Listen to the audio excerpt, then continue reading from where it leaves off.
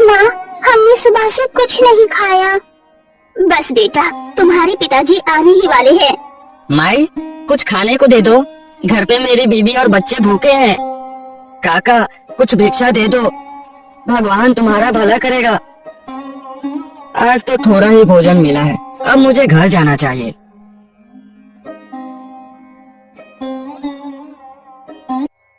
भाग्यवान, बच्चों को जगा दो, देखो मैं भोजन लेके आया हूँ। अब ये बच्चे सुबह ही जागेंगे, बेचारे भूखे ही सो गए। देखो जी, या तो कोई काम ढूंढ लो, वरना हमें मार डालो। मुझसे बच्चों की ये हालत देखी नहीं जाती। भाग्यवान, मैं खाली हाथ घर कैसे आता? सुबह से अब जाके खाने को कुछ मिला है। तुम्हें तो पता ही है, हमारे पास 2 वक्त का भोजन खाने के लिए रुपए भी नहीं है। सुनो जी, आप तो बस ही करो। आप पूरा समय भीख भी कहाँ मांगते हो? आपको राजा की दोस्ती निभाने से ही फुर्सत कहाँ मिलती है? तुम बेवजह नाराज होती हो, आखिर वह हमारे राज्य के राजा हैं, और तुम्हें तो खुश होना चाहिए। इस राज्य का राजा मेरा बचपन का मित्र है। लेकिन राजा ने कभी अपने इस गरीब दोस्त के बारे में कुछ सोचा है? इतने वर्ष हो गए हैं, तुम गरीब के गरीब ही हो। वो खुद घोड़े पर बैठकर शिकार करता है और तुम्हें पैदल दौड़ाता रहता है। मदन कुछ नहीं बोला, वो बस चुपचाप अपनी पत्नी की बातें सुनता रहा। लेकिन उसके मन में राजा के प्रति कोई शिकायत नहीं थी। वो अपनी तकदीर को जैसा था वैसा ही स्वीकार कर चुका था।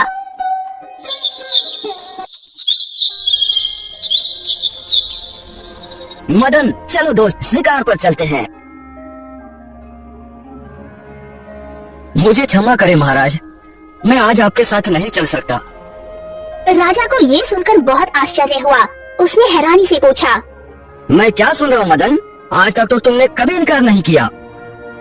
महाराज, मैं गरीब आदमी हूँ। मैं दिन भर आपके साथ शिकार के पीछे भागता हूँ, फिर शाम को भीख मांगने निकलता हूँ। मेरे बच्चे भूखे सो जाते हैं, लेकिन मैंने कभी ध्यान नहीं दिया। और आप शिकार के बाद महल में लौटते हैं, स्वादिष्ट भोजन करते हैं और आराम से सो जाते हैं।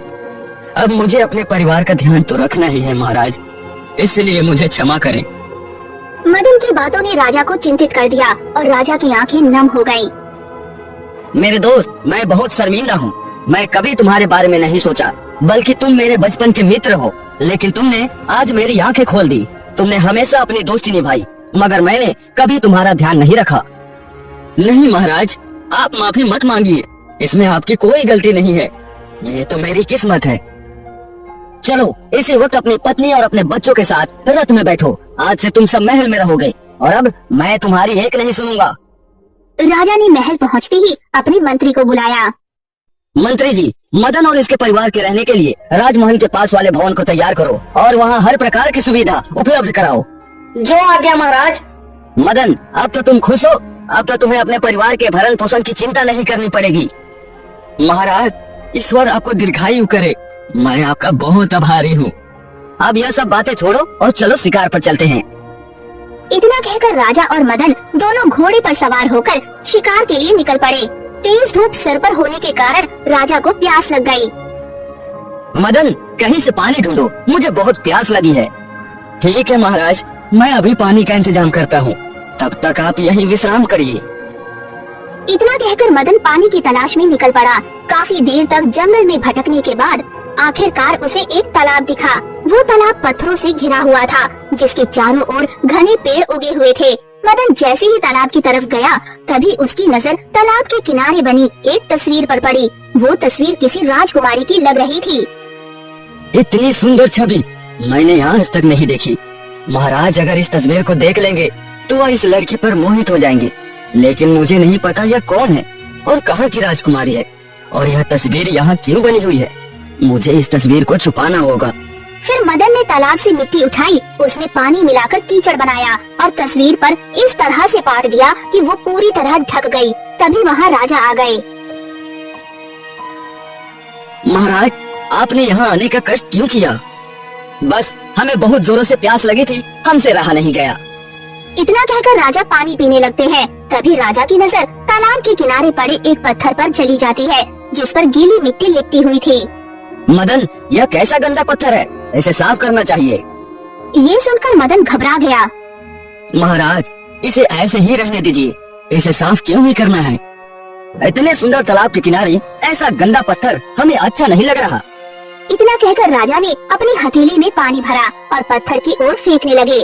थोड़ी ही देर में मिट्टी पूरी तरह हट गई और जो दृश्य सामने आया उसे देखकर राजा स्तंभ रह गया। ऐसा रूप, ऐसा सौंदर्य मैंने अपने जीवन में पहले कभी नहीं देखा। मदन, यह लड़की तो बेहद सुंदर है। मैं इसे हासिल किए बिना वापस अपने राज्य नहीं आऊंगा। जिसका डर था वही हुआ। अब महाराज इस तस्वीर के मुंह में फंस गए। महाराज, मुझे बहुत भूख लगी है और हम दूसरे राज्य की सीमा में आ चुके हैं। मैं भोजन की व्यवस्था करके शाम तक आपके पास लौट आऊंगा। आप यहीं आराम करें। हाँ हाँ मदन, तुम जाओ, मैं तुम्हारी यहीं प्रतीक्षा करूंगा। इसके बाद मदन भोजन की तलाश में पास के राज्य में चला गया और राजा वहीं ठहर गया और उसी तस्वीर को निहारता रहा। अचानक राजा को तालाब के पानी में हलचल महसूस हुई। जब राजा ने गौर किया तो पाया कि पानी में अजीब लहरें उठ रही थी। राजा चौंक गया। तभी तालाब से एक भयानक राक्षस बाहर निकल आया जो दिखने में बहुत ही डरावना था। उसके लंबे नाखून और डरावनी आंखें चमक रही थी। कौन हो तुम और तुम्हारी यहाँ आने की हिम्मत कैसे हुई? अगर तुम्हें अपनी जान प्यारी है तो यहाँ से चले जाओ। जब तक मेरा दोस्त नहीं आ जाता मैं यहाँ से कहीं नहीं जाऊंगा। राक्षस को राजा की बातों पर गुस्सा आ गया। तभी राक्षस ने राजा को पकड़ लिया। राजा ने एकदम से अपनी तलवार निकाली और राक्षस पर हमला कर दिया। हमला करते ही राक्षस नीचे गिर गया। तभी राजा ने राक्षस के शरीर के बीच से 2 टुकड़े कर दिए और राक्षस वहीं मर गया। राक्षस के पेट में नीला मोती कैसे आया? आखिर इस मोती का क्या राज है? ये गंदा हो गया है। ऐसा करता हूँ, इसे पानी में धो लेता हूँ। उससे पहले इस राक्षस को यहाँ दफना दूँ। इतना कहकर राजा राक्षस को मिट्टी में दफना देता है और उस मोती को धोने के लिए तालाब के किनारे आ जाता है। राजा जैसे ही मोती को पानी में डालता है तभी पानी अचानक से इधर उधर हटने लगता है। इस तालाब में कुछ तो रहस्य है और यह रहस्य मुझे सुलझाना ही होगा। देखना चाहिए कि यह सीढ़ियाँ कहाँ जाती है और इनका क्या भेद है। राजा धीरे धीरे सीढ़ियाँ उतरने लगा। जैसे जैसे वो नीचे बढ़ता गया उसे एहसास हुआ कि पानी केवल मोती के प्रभाव से हट रहा है। करीब 50 सीढ़ियाँ उतरने के बाद उसकी नजर पानी के अंदर बने हुए महल पर पड़ी। महल बेहद भव्य था और फर्श पर कीमती पत्थर जड़े हुए थे। राजा ये देखकर हैरान रह गया। वो आगे बढ़ा। जब राजा अगले कक्ष में पहुंचा, उसने देखा कि कमरे के बीचों बीच एक सुनहरा पलंग रखा था और उस पर एक सुंदर युवती लेटी हुई थी। राजा का हृदय तेजी से धड़कने लगा। ये वही लड़की थी जिसकी तस्वीर उसने तालाब के किनारे वाले पत्थर पर देखी थी। राजा उसे देखता ही रह गया। राजा को देखते ही उस लड़की की आंखों से आंसू बहने लगे। हे सुंदरी, तुम कौन हो और यह महल किसका है? मैं सुंदर नगर राज्य के राजा की पुत्री हूँ। ये महल एक खतरनाक राक्षस का है। वो 2 साल पहले मुझे मेरे महल से उठा लाया था। वह राक्षस अब कहाँ है? वो अभी शिकार के लिए बाहर गया हुआ है। शाम के वक्त वो बाहर जाता है और लोगों को मारकर उनका खून पी जाता है। राजा ये सुनकर हल्का सा मुस्कुराया और बोला, अब तुम्हें डरने की कोई जरूरत नहीं। मैंने उसे मारकर उसके शरीर की कई टुकड़े कर दिए हैं। क्या ये सच है? हाँ सुंदरी। लेकिन तुम कौन हो? मैंने तालाब के बाहर तुम्हारा चित्र देखा था। मैं उसी वक्त तुम्हारी सुंदरता पर मोहित हो गया था। मैंने आज तक तुम्हारे जितनी सुंदर स्त्री नहीं देखी। वो चित्र मेरे पिता ने बनवाया था। एक दिन इस राक्षस ने मुझे महल में देख लिया और ये भेष बदलकर महल आया और इसने मेरे माता पिता को मार दिया और मुझे बंदी बनाकर यहाँ ले आया। तुम यहाँ कितने दिन से कैद हो और अभी तक तुम उस राक्षस से सुरक्षित कैसे हो? उस राक्षस को 10 बलि की जरूरत थी। 10 बलि लेने पर वो बहुत शक्तिशाली हो जाता और फिर वो अपनी शक्ति से इंसानी रूप में परिवर्तित हो जाता और मुझसे विवाह कर लेता। राजकुमारी, मैं तुमसे विवाह करना चाहता हूँ। क्या तुम मेरी पत्नी बनोगी? ये सब सुनकर राजकुमारी के मुख पर हल्की सी मुस्कान आ गई। हाँ महाराज, बल्कि ये तो मेरे लिए सौभाग्य की बात होगी। ये सब सुनकर राजा भीमचंद बहुत खुश हो गया। महाराज, अब हमें जल्दी से यहाँ से निकल जाना चाहिए। तभी राजा ने पूरी घटना विस्तार से बताई। राजकुमारी, मेरे मित्र मदन के लौटने तक हमें प्रतीक्षा करनी होगी। उसके आने के बाद ही हम यहाँ से जाने का निर्णय लेंगे। इसके बाद राजा और राजकुमारी महल में विश्राम करने चले गए। राजा बहुत थक चुका था, इसलिए वो शीघ्र ही गहरी नींद में सो गया। दूसरी ओर जब शाम को मदन तालाब के किनारे पहुंचा, वो परेशान हो गया क्योंकि राजा वहाँ पर नहीं थे। तभी मदन की नजर तालाब के किनारे बनी एक समाधि पर पड़ी। समाधि को देखकर मदन चौंक गया। जब मैं यहाँ आया था तब तो यहाँ कोई कब्र नहीं थी, लेकिन अब यह समाधि यहाँ कैसे आई? और राजा भी कहीं दिखाई नहीं दे रहे। क्या राजा को किसी ने मारकर यहाँ तो नहीं गाड़ दिया? ये सोचकर मदन दुखी हो गया और जमीन पर बैठकर जोर जोर से रोने लगा। अब मैं कभी अपने घर वापस नहीं जाऊंगा। सारी उम्र यहाँ इस राजा की समाधि की देखभाल करूंगा।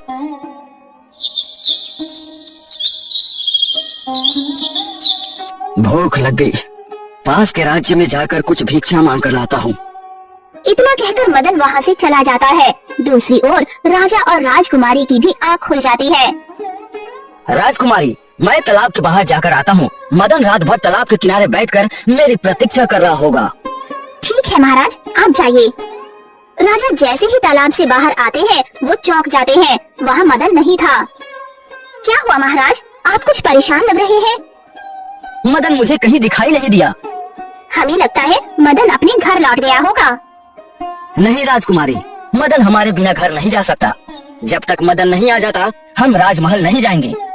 जब भी राजा और राजकुमारी तालाब से बाहर निकलते उसी समय मदन राज्य में भीख मांगने गया होता, और जब शाम को मदन वापस लौटता तब राजा और राजकुमारी महल के अंदर चले जाते।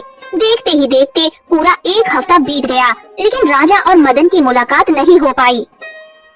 राजा अभी गहरी नींद में है और मुझे खाने के लिए कुछ प्रबंध करना होगा। बाहर जाने के लिए मुझे वो मोती चाहिए।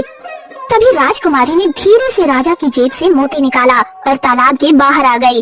राजकुमारी तालाब के किनारे टहल रही थी। अचानक उसकी नजर भेड़ चराने वाले एक गडरिया पर पड़ी। गडरिया जैसे ही राजकुमारी को देखता है वो हैरान रह जाता है। अरे ये लड़की कौन है और यहाँ क्या कर रही है? राजकुमारी भी उसे देखकर घबरा गई। डर के मारे वो तेजी से तालाब की ओर भागी। भागते हुए राजकुमारी का एक जूता पीछे छूट गया, लेकिन वो उसे उठाने के लिए नहीं रुकी। वो सीधा तालाब में कूद गई। गडरिये ने देखा कि राजकुमारी पानी में समा गई है। यह पानी में क्यों समा गई? क्या यह कोई जल परी थी? तभी उसकी नजर उस चमकते हुए सुनहरे जूते पर पड़ी जो दिन की रोशनी में जगमगा रहा था। गडरिये ने उसे उठा लिया। यह जूता तो अद्भुत है, मगर मैं यह जूता अपने राजा को भेंट करूं तो आप मुझे जरूर एक अच्छा इनाम देंगे। इतना सोचकर गडरिया महल की ओर बढ़ गया जहाँ राजा सूरज सिंह था। प्रणाम महाराज। महाराज, मैं आपके लिए एक बहुत ही अनोखी चीज लाया हूँ। दिखाओ आखिर तुम क्या लाए हो। इस जूते पर तो कीमती रत्न जड़े हुए हैं और यह किसी राजघराने की वस्तु लग रही है। यह तो बहुत ही सुंदर और अनमोल जूता है। तुम्हें यह कहाँ से मिला? इसके बाद उसने पूरी कहानी राजा को सुनाई। महाराज, वह लड़की बहुत ही सुंदर थी। ऐसा लग रहा था जैसे परी लोक से कोई परी उतर आई हो। इसके बाद राजा ने गडरिया को इनाम दिया। गडरिया मन ही मन प्रसन्न हुआ और वहाँ से चला गया। मंत्री जी, हमें इस अप्सरा को पाने की इच्छा हो रही है। जल्दी इस राजकुमारी को हमारे सामने पेश किया जाए। गांव में एक औरत है जो बहुत ही चालाक है, जो किसी भी रहस्य को सुलझा सकती है। वह तांत्रिक विद्या भी जानती है। ठीक है मंत्री जी, अभी उसको दरबार में पेश करो। राजा के आदेश पर उस औरत को पेश किया गया जो एक बुजुर्ग महिला थी। वो अपनी चालाकी और मायावी तरीकों के लिए मशहूर थी। राजा ने उसको सारी घटना विस्तार से बताई और बोले, तुम्हें उस अप्सरा को हमारे सामने पेश करना होगा। हम बदले में तुम्हें ढेर सारा सोना चांदी देंगे, लेकिन अगर असफल रहे तो मौत निश्चित है। सोने चांदी की बातें सुनकर वो औरत खुश हो गई, जिसका नाम सुलेखा था। सुलेखा ने जूते को गौर से देखा। मुझे मंजूर है महाराज, लेकिन उसके लिए मुझे कुछ सिपाहियों की भी आवश्यकता होगी। ठीक है, इसका इंतजाम कर दिया जाएगा। अब तुम चरवाहे को साथ ले जाओ। इतना कहकर सुलेखा 2 सैनिक और गडरिये के साथ जंगल की ओर निकल पड़ी। थोड़ी दूर चलने के बाद वो उस रहस्यमय तालाब तक पहुंच गए। सुलेखा ने देखा कि तालाब के किनारे एक समाधि बनी हुई है। सुलेखा के शातिर दिमाग ने तुरंत काम करना शुरू कर दिया। उसने चरवाहे को वापस भेज दिया। अब वो अकेली थी। सुलेखा समाधि के पास बैठ गई। उसने अपने हाथ में एक मोटी माला पकड़ ली और धीरे धीरे उसके दाने फिराने लगी। शाम को जब राजा और राजकुमारी तालाब से बाहर निकले तब उनकी नजर एक बुजुर्ग स्त्री पर पड़ी जो समाधि के पास बैठी हुई थी। वो आंखें बंद करके तपस्या में लीन थी और माला फिरा रही थी और धीरे धीरे कुछ बुदबुदा रही थी। यह कौन हो सकती है? जंगल के बीचों बीच इस समाधि के पास यह क्या कर रही है? चलिए महाराज, उनसे पूछते हैं। हे वृद्ध स्त्री, तुम कौन हो और यहाँ जंगल में अकेली क्या कर रही हो? बेटे, मेरे पति और बेटे की मृत्यु हो चुकी है। मेरा इस संसार में कोई नहीं है। मैं अपना शेष जीवन ईश्वर की भक्ति में बिताना चाहती हूँ, इसलिए जंगलों में आई हूँ। लेकिन तुम इस समाधि के पास क्यों बैठी हो? जब मैं जंगल में आई तो मेरी नजर इस समाधि पर गई और मुझे नहीं पता ये समाधि किसकी है, लेकिन मैं इसकी आत्मा की शांति के लिए यहाँ ईश्वर को याद कर रही हूँ। लेकिन तुम दोनों इस तालाब में कैसे रह रहे हो? इसमें तो पानी भरा हुआ है। इस तालाब के नीचे हमारा महल है और हम वहीं रहते हैं। बेटा, क्या तुम मुझे भी अपने साथ रख सकते हो? मैं तुम दोनों के लिए भोजन बना दिया करूँगी, कपड़े धो दूंगी, बस तो मुझे 2 समय का भोजन दे देना। राजकुमारी को उस बुजुर्ग स्त्री पर दया आ गई। महाराज, हमें एक दासी की भी जरूरत है और अगर हम इसे अपने साथ रख ले तो पुण्य का काम होगा, वरना ये बेचारी भूख से मर जाएगी। तुम्हारा बहुत बहुत धन्यवाद बेटा। ईश्वर तुम दोनों को सदा खुश रखे। अब सुलेखा उनके साथ महल में रहने लगी थी। राजा महल के बाहर आते और मदन का इंतजार करते। मुझे मदन को राज्य में जाकर ढूंढना होगा। मैं ऐसे शांत नहीं बैठ सकता।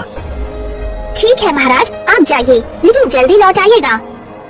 इतना कहकर राजा पास वाले राज्य में मदन की तलाश में निकल पड़े। वो हर भिखारी को ध्यान से देख रहे थे, लेकिन उन्हें मदन कहीं नजर नहीं आया।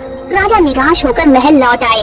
राजा की आंखों में उदासी देखकर राजकुमारी समझ गई कि मदन का कुछ सुराग नहीं मिला है। राजा अपने कक्ष में जाकर सो गया। यही सही मौका है राजकुमारी को अपने साथ ले जाने का। बेटा, आज मेरा मन बहुत घबरा रहा है, चलो थोड़ा बाहर घूम आते हैं। ठीक है माता, मैं तैयार हूँ।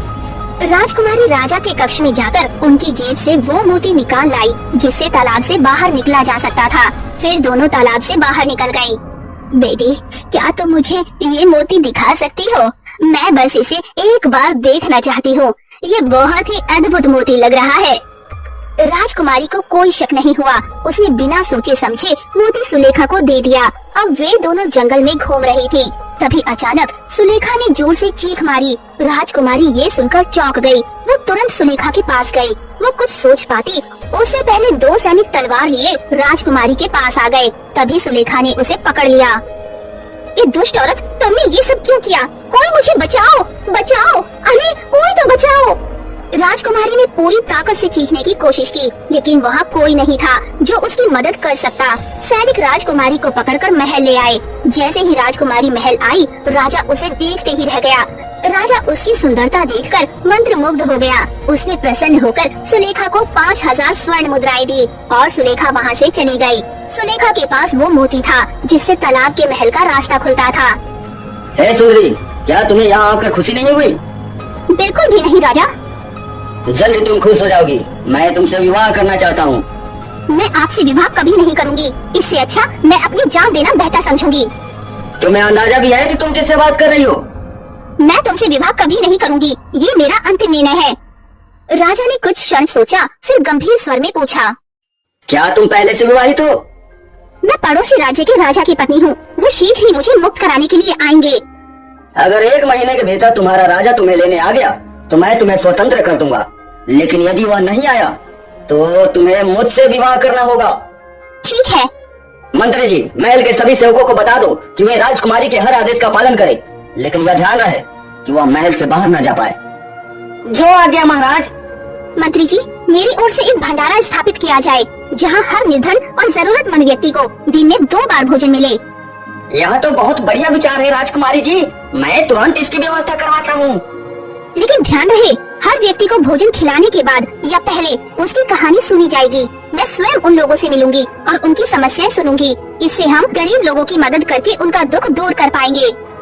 आपके आदेश का पालन होगा। इसके बाद उसी दिन से महल में भंडारा खोल दिया गया। राजकुमारी अकेले एक कक्ष में बैठी रहती और आने वाले प्रत्येक निर्धन व्यक्ति से उसकी कहानी सुनती। लोग आते, भोजन करते, अपनी व्यथा सुनाते और चले जाते। लेकिन जिस व्यक्ति के लिए राजकुमारी ने ये भंडारा स्थापित किया था वो अब तक नहीं आया था। वो व्यक्ति था मदन। राजकुमारी को पूरा विश्वास था कि मदन कभी न कभी भंडारे में जरूर आएगा।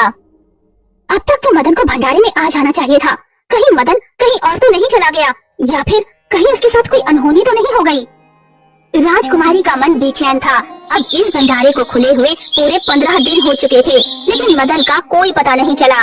मगर इस दौरान पूरे नगर में राजकुमारी की दयालुता की चर्चा फैल चुकी थी। उधर दूसरी तरफ मदन रात भर तालाब के किनारे वाली समाधि के पास बैठा रहता और सुबह गांव में भीख मांगता। भगवान के नाम पर कुछ भोजन दे दो, भगवान के नाम पर कुछ भोजन दे दो। तुम हर रोज घर घर जाकर भिक्षा मांगते हो, उधर महल में दिन रात भोजन मिलता है, वहाँ जाकर भोजन क्यों नहीं खाते? इस राज्य की राजकुमारी बहुत ही दयालु है, वह हर रोज गरीबों को खाना खिलाती है। ये बात सुनकर मदन चौंक गया। कहीं यह वही राजकुमारी तो नहीं जिसकी तस्वीर मैंने तालाब किनारे देखी थी? मुझे जाकर देखना चाहिए।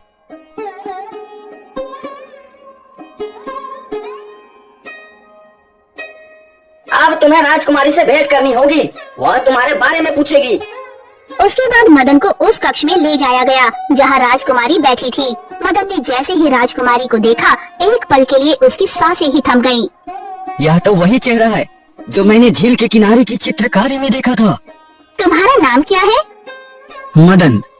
जैसे ही राजकुमारी ने मदन नाम सुना, उसकी आंखों में आंसू आ गए, उसके होंठ कांप रहे थे और फिर अगले ही पल वो तेजी से आगे बढ़ी और मदन को भैया कहकर गले लगा लिया। राजकुमारी जी, लगता है आपको कोई गलत फहमी हुई है। मेरी कोई बहन नहीं है, मैं तो एक साधारण सा भिखारी हूँ। मेरा राज परिवार से कोई संबंध नहीं है। क्या तुम राजा भीमचंद को जानते हो? राजा भीमचंद? वो तो मेरा मित्र था, लेकिन भगवान ने उन्हें मुझसे छीन लिया। मैं रात भर उनकी समाधि पर बैठा रहता हूँ। इतना कहकर मदन रोने लग गया। नहीं भाई, राजा भीमचंद मरे नहीं हैं, बल्कि वे जीवित हैं। ये सुनकर मदन के जैसे जान में जान आ गई हो। क्या तुम सत्य कह रही हो? इसके बाद राजकुमारी ने मदन को पूरी घटना विस्तार से बताई। अब हमें राजा को वहाँ से निकालने का कोई उपाय सोचना होगा। राजकुमारी, मैं आपसे वादा करता हूँ, मैं जल्द ही राजा को आपके सामने लेकर आऊंगा। उससे पहले मुझे वो मोती हासिल करना होगा, चाहे इसके लिए मुझे किसी भी हद तक क्यों न जाना पड़े। उस वृद्ध स्त्री का नाम सुलेखा है, वो इसी राज्य में रहती है। ये कहते हुए मदन वहाँ से निकल पड़ा। मदन ने सुलेखा का मकान ढूंढने की कोशिश की। कई गलियों में भटकने के बाद आखिरकार उसे वो मकान मिल ही गया। वो एक पुरानी झोपड़ी थी। माई, कुछ भिक्षा दे दो। यहाँ तुम्हें कोई भिक्षा नहीं मिलेगी। अगर भिक्षा लेनी ही है तो महल जाओ, वहाँ सुबह शाम भोजन मिलता है। तभी मदन की नजर उस मोती पर पड़ी जिसे सुलेखा ने एक धागे में पिरोकर गले में पहना हुआ था। मदन रात्रि होने का इंतजार करने लगा। जैसे ही रात हो गई, मदन ने चुपके से सुलेखा की खिड़की से झांक कर देखा। सुलेखा ने उस मोती को अपने गले से उतारकर बिस्तर पर रख दिया था। जब रात आधी से ज्यादा हो गई, मदन ने एक डंडी की मदद से उस मोती को ले लिया और तुरंत जंगल की ओर चल पड़ा। वो बहुत खुश था कि आज वो अपने दोस्त से मिलेगा। उधर दूसरी तरफ राजा को राजकुमारी की बहुत चिंता सता रही थी। आखिर राजकुमारी कहाँ गई? क्या मुझे सारी उम्र इसी महल में बितानी होगी? मेरे पास तो वो मोती भी नहीं है जिससे मैं बाहर निकल सकूं और राजकुमारी को ढूंढ सकूं। राजा ये सब सोच ही रहे थे, तभी वहाँ पर मदन आ जाता है। दोनों मित्र एक दूसरे के गले लग गए और रोने लगे। मदन, तुम कहाँ चले गए थे? तभी मदन राजा को सारी बातें बताता है। इतना कहकर मदन और राजा भीमचंद महल की ओर निकल जाते हैं। तुमने मेरी महारानी का अपहरण कर एक बहुत बड़ा अपराध किया है, जो एक राजा के लिए उचित नहीं था। महाराज, आप आ गए। महाराज, हमें विश्वास था आप जरूर आएंगे। राजकुमारी, हमें माफ कर दीजिए, हम आपकी रक्षा नहीं कर पाए। हम इस राजा से इसका बदला लेकर ही रहेंगे। महाराज, इन्हें क्षमा कर दीजिए। ये सत्य है कि इन्होंने मुझे अगवा किया, लेकिन इन्होंने मुझे इस महल में कोई परेशानी नहीं होने दी। महाराज, हमें माफ कर दीजिए, हम अपनी भूल पर शर्मिंदा हैं। अब आप अपनी रानी को अपने साथ ले जा सकते हो। हमने आपकी रानी से वादा किया था, अगर आप 1 महीने से पहले रानी को लेने आ जाते तो हम इन्हें आजाद कर देते। शर्त के अनुसार आप यहाँ आ गए हो, हम अब किसी को कष्ट नहीं पहुँचाएंगे। ठीक है महाराज, हम सिर्फ अपनी राजकुमारी के कहने पर आपको माफ कर रहे हैं, लेकिन हम उम्मीद करेंगे आप आज के बाद किसी और की अमानत पर गलत नजर नहीं डालेंगे। हाँ महाराज, हम आपसे वादा करते हैं।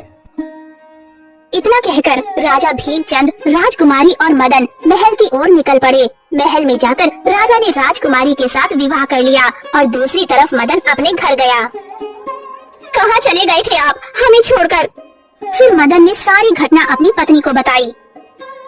भाग्यवान, मुझे माफ कर दीजिए। अब मैं तुम्हें छोड़कर कभी नहीं जाऊंगा। अब से मैं कभी भिक्षा नहीं मांगूंगा।